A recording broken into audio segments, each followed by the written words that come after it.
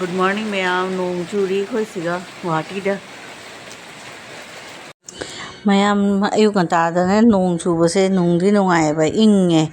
ngarang buk te jam na saram mi kam khang ba ngam de wati se sa ba na lo le do ngasi nong halak pa da di nong chu re nong si chu si li nong su chui do inge weather se jam na nong ai ba do re hill station ka mang le Sai khar ka chur di phei ga Sunday oi ba gi su phari ni smai sum lei se na ta di olang na khang ba ngam de hai si aro si mapan da tho di nungai te mapan tho di nong ka chu ba si ga di thok ning de ba adu se jong phajadra jong je scenery si su nong ju ba si ga sar su sai hai nong chu ra su chu yai adu nong chu ra ba ne phi ga am ta kang de phi ga su roi nga si di sung sa ba se mayam aigi ne kombrek aina hap ke tha hi bado hore se ai kombrek ki garden sim ge hai hi bado se la e se aina khadang chaw ba ngai ram bini share to ge khan bado du si jung se kombrek se mayam kombrek lei bado mai makhong do pipe mai to bado adu sum nam jhal laga oi bani se aigi di kombrek se ja re mi lik padini na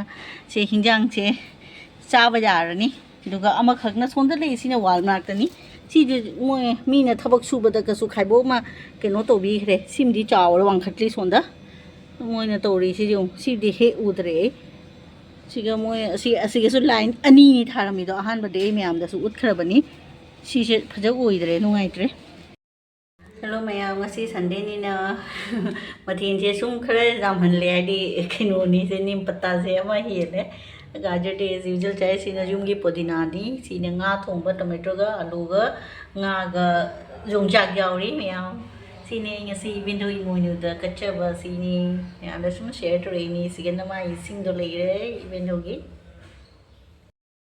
tha do re se mayam bahati nusa sa re 11:55 ta re se hojik ta nusa sa re ngasai ri nusa sa ram de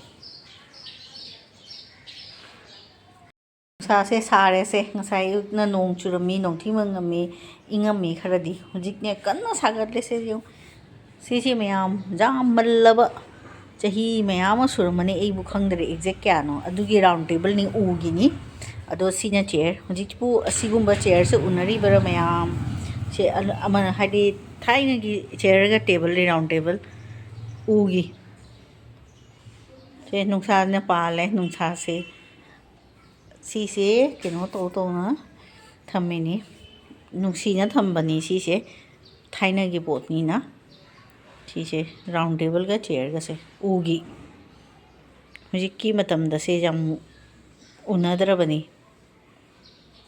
mayam gi su kana gi le comment khra haibi ra o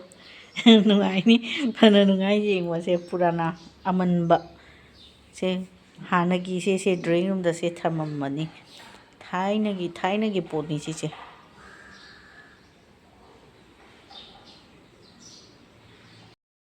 temporary ising ahi jaga ising se yo nakut na pai da su sum post lai ising ngai le अगर अपने से उठता है तो motor नहीं चलाना अगर नहीं उठता है तो मोटर तो चलाना इसलिए मैं आपको मोटर खरीदने नहीं दे रहा हूँ हाँ एक्सपर्ट है हम लोग वीडियो कर रहे हैं से मैम आई जम नुआरे से स्पोर्ट अंकल ली सोदगी ने से जॉइन तो सलै नी से नों सु चुई खोय हजे गुवाहाटी दा इसिंग सु ताए नों सु चुई फजद्र से अस्माय मपान दा के इसिंग से क्या कुरे फंगे बस मोटर पिगत सुन इमुंग इमुंग दा फंगनी ना सी याम नुआरे तिंगोन की पोचु चाय दा नुआरे नी सिगे एक्सपीरियंस से खंगो मी ने दिखंग रे याम नुआरे finish yo hui ni kha ga ngon da disturb to la re ai gi chapal lambi da hui ni kha ngak na le re sei kamai cha toi no hui ye khonga ta sana dre na cha kho hai ra ga tal le bo rio hui ni ga sina ai gi lambi si ga smai hip na le re no ai na ai kamai cha toi no si se ai di hui jam ki je hui ga lin ga sini nya pai di ki ri se ये मुगा में फकर ले डम में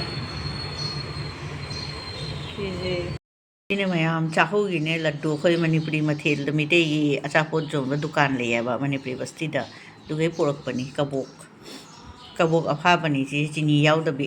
chahu kabok ni je pura bold mai round le yo je si di khange da sina pitha duni